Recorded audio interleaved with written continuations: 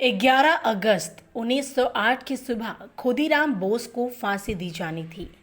उस काली भोर से चंद घंटे पहले की रात मुजफ्फरपुर सेंट्रल जेल में बंद 18 वर्षीय क्रांतिकारी खुदीराम ने कागज कलम की मांग की, मगर जेल वालों ने इनकार कर दिया। इसके बाद उन्होंने वहां रखे कोयले का टुकड़ा उठाया और जेल की दीवारों पर लिखा, एक बार विदाई देऊ माँ घूरे आसी, हंसी हंसी पोरबेन फांसी माँ देखबेन जोगोतवासी।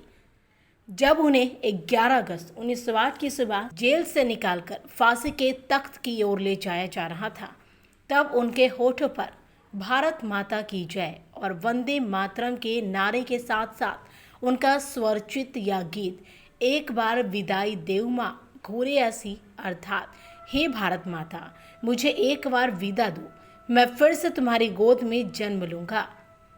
मैं मुस्कुराते हुए फांसी के फंदे को चूम लूंगा और सारी दुनिया यह देखकर चकित हो जाएगी कि भारत माता का एक लाल मौत का संवरण उत्सव के रूप में कर रहा है। भारत के सबसे कम उम्र के क्रांतिकारी अमर शहीद खुदीराम बोस, जिन्होंने सजा सुना रहे जज की आंखों में आंखें डालकर कहा था, मैं आपको भी बम बना सिखा सकता हूँ।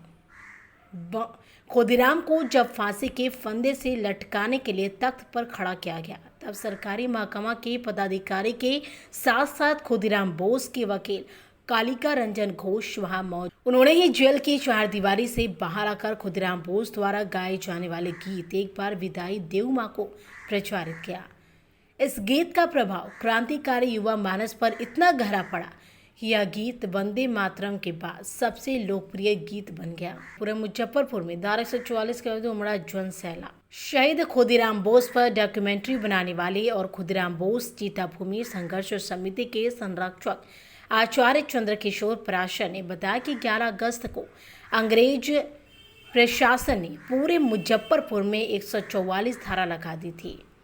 इसके बावजूद मुजफ्फरपुर के देशभक्तों ने बड़ा जुलूस निकालकर खुदीराम बोस को अंतिम विदाई दी और चंदवारा मोहल्ले के लकड़ी ढाई में उनकी चिता सजाई गई। खुदीराम बोस के परिवार को इसकी सूचना तक नहीं दी गई। बाद में उनके वकील कालिका बाबू ने खुदीराम की बहन को यह सूचना दी कि उनका भाई फांसी पर लटका दिया गया है, और तब उनकी बहन मिदनापुर से सैकड़ों देशभक्तों को लेकर मुजफ्फरपुर आई। चिता भूमि पर जाकर खुदीराम बोस के भस्म हुए शरीर के राख को डिब्बों में बंद कर अपने घर ले गए। चिता की राख माताएं आंचल में भर कर ले गई थी और बच्चों को ताबीज बनवा कर पहना। फांसी का मजाक से क्या संबंध, होगी तो होगी। समाज सेवी संजीव साहू बताते हैं कि दादा स्वतंत्रता सेनानी ध्वजा प्रसाद साहू की किताब में इस बात का जिक्र है कि कैसे फांसी से एक दिन पहले आम चूसने के बाद वैसे रख दिया जैसे खाया ही नहीं गया हो। असिस्टेंट सिविल सर्जन को उठाते ही वह चिपक गया।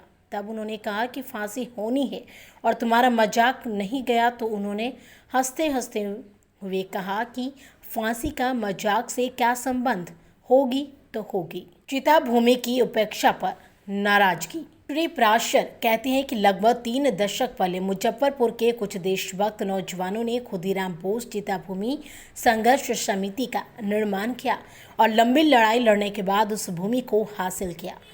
वहां पर खुदीराम बोस का समाधि बनाया गया और उस परिसर को ऊंची दीवार से घेरा गया। अब प्रत्येक वर्ष 11 अगस्त को न केवल मुजफ्फरपुर के देशभक्त बल्कि बंगाल से आने वाले देशभक्त भी खुदीराम बोस की चिता भूमि पर पहुंचते हैं और पुष्पांजलि अर्पित करते हैं, मगर स्थानीय प्रशासन आज भी चिता भूमि के प्रति उदासीन है।